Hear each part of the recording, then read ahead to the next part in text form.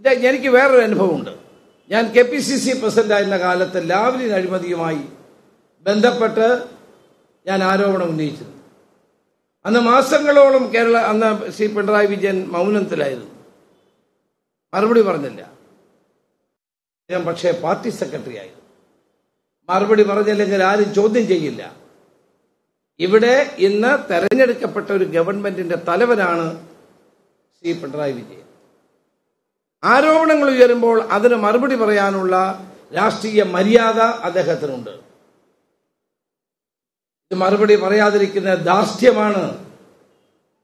നിങ്ങളാരും ഒരു പുല്ലും എന്നെ ചെയ്യാനില്ല എന്ന ധിക്കാരപരമായ കേരളത്തിലെ മുഖ്യമന്ത്രി കൈക്കൊള്ളുകൊണ്ടിരിക്കുന്നു.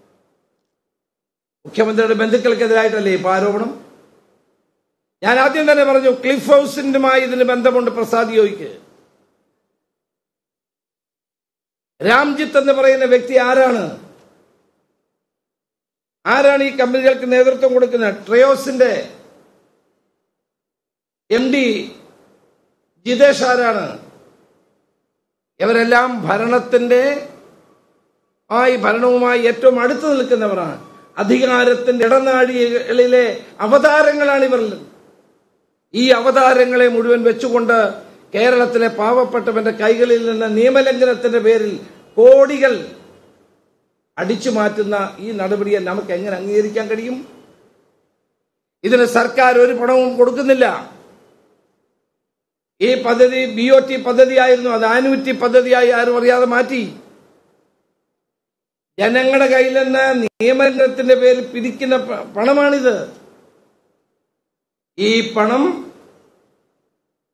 സ്വകാര്യ കടലാസ് കമ്പനികൾക്ക് മുതലുകൂട്ടാൻ വേണ്ടി, അടിച്ചു മാറ്റാൻ വേണ്ടി ഉപയോഗിക്കുന്ന ഈ നടപടിയെ നമുക്ക് എങ്ങനെ അംഗീകരിക്കാൻ കഴിയും?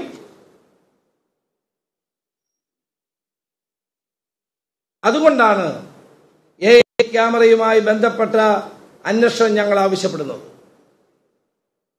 ഈ കരാർ റദ്ദ് ചെയ്യണം. ഈ കരാർ അടിയന്തരമായി ഗവൺമെന്റ് റദ്ദ് ചെയ്യണം. മെയ് 19 തൊട്ട് നടപ്പാക്കുമെന്ന് പറയുന്ന ക്യാമറയുടെ പ്രവർത്തനം നിർത്തിവെക്കണം.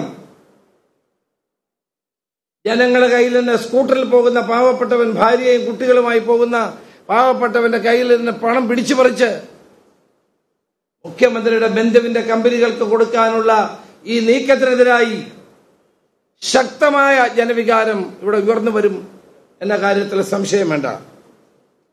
അതുകൊണ്ട് ഈ പദ്ധതി റദ്ദാക്കിക്കൊണ്ട് ജുഡീഷ്യൽ അന്വേഷണത്തിന് ഗവൺമെന്റ് തയ്യാറാകണം എന്നാണ് എനിക്ക് അഭ്യർത്ഥിക്കാനായിട്ടുള്ളത്. ഇതൊരു ഓർഗനൈസ്ഡ് ലൂട്ടാണ്. കേരളത്തിൽ നടന്ന ഒരു ഓർഗനൈസ്ഡ് ലൂട്ടാണിത്.